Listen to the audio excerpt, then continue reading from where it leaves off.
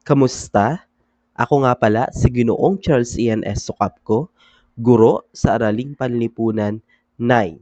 So ngayong araw, tatalakayin natin ang tungkol sa tatalakayin natin ang kahalagahan ng economics. So previous lesson natin, sa lesson 1, so tinalakay natin kung ano nga ba ang economics. So ano yung naitutulong nito sa pang-araw-araw nating pamumuhay at kung ano-ano ang gamit nito sa ating pamumuhay at sa mga desisyon na ginagawa natin. So ngayon, pag-aaralan naman natin kung gaano nga ba ito kahalaga. So, bakit ito importante sa ating pang-araw-araw na buhay at kung papaano natin siya nagagamit. Ano yung mga layunin ng araling ito? So una, nabibigyang kahulugan ng economics. Pangalawa, nasusuri ang kaugnayan ng economics sa pang-araw-araw na pamumuhay. Pangatlo, napapahalagahan ang economics sa pang-araw-araw na pamumuhay bilang isang mag-aaral, kasapi ng pamilya at lipunan.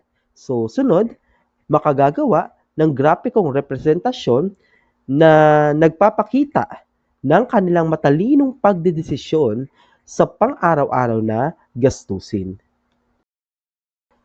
Araw-araw, ang tao ay laging nahaharap sa sitwasyong kailangan niyang pumili. So pinipili nga ng tao ang bagay na nagdudulot ng labis na kapaki-nabangan. So everyday, so may mga desisyon na ginagawa ang mga tao. So lahat naman tayo bilang isang individual ay nagdedesisyon. So siyempre, sa bawat desisyon natin, so mas madalas mayroon tayong pinagpipilian. So tinitimbang natin kung ano nga ba yung mas magbibigay sa atin ng kapaki-nabangan, kung alin ba yung mas maganda, kung ano yung mas mainam, or kung ano yung mas mabuti or mas magandang gawing desisyon sa mga bawat sitwasyon na meron tayo. So, meron tayong mga pagpipilian. So, titimbangin natin ito kung ano nga ba yung mas higit na makakatulong at kung ano yung mas convenient para sa atin.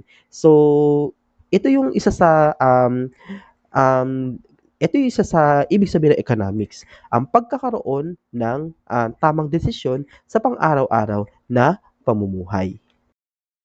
Ang magpapasya ay magdudulot sa iyo ng kasiyahan o satisfaction.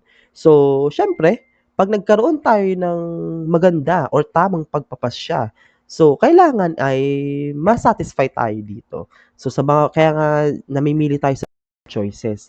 Kailangan yung pipiliin natin sa bawat choices na meron tayo ay magbibigay ng convenience sa atin, mas magiging convenient at mas magbibigay ng satisfaction para sa atin. So, ang hindi mabuting pasya ay nagdudulot sa iyo ng dusa or suffering. So, kaya nga mahalaga yung magkaroon tayo ng pagpipilian para ba matimbang natin ang mga bagay-bagay at makita natin kung ano yung mas magbibigay sa atin ng kapakinabangan. Kasi, pag nagkamali tayo ng desisyon at pag hindi tayo nagkaroon ng mga choices, so isang solusyon lang yung meron tayo, ang tendency nito is hindi ito magbibigay sa atin ng satisfaction. Kasi nga, isa lang ang meron tayo.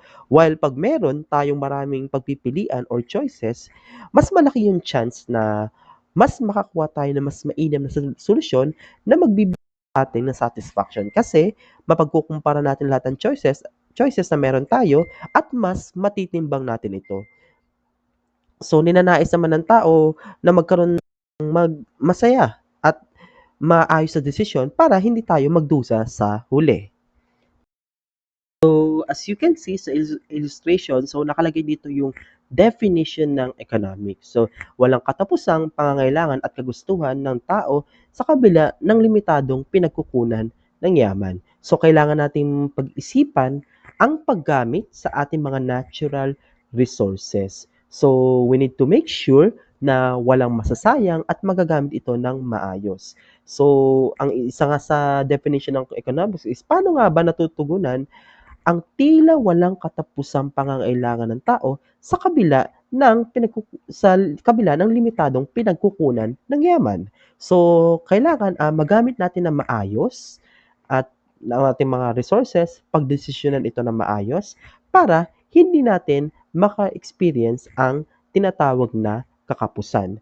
So, ang pagkonsumo ng mga produkto at make sure na lahat ng mga tao is mabibigyan ng sapat na produkto na naaayon sa kanilang pangangailangan at ang pagke-create ng mga produkto, make sure na na sakto dun sa mga taong nangangailangan ng produkto. We need to make sure na walang masasayang, hindi sobra-sobra yung napo-produce para hindi agad maubos ang mga resources na meron tayo. So itong mga ito ay definition ng economics. Meron tayong tinatawag na macroeconomics at microeconomics. When we say macroeconomics, ito ay malaki, mas malaking ang pinag-uusapan, mas malaking kita o mas malaking porsyento. While the microeconomics, ito naman is yung mas maliit na parte or mas maliit lang na transaction.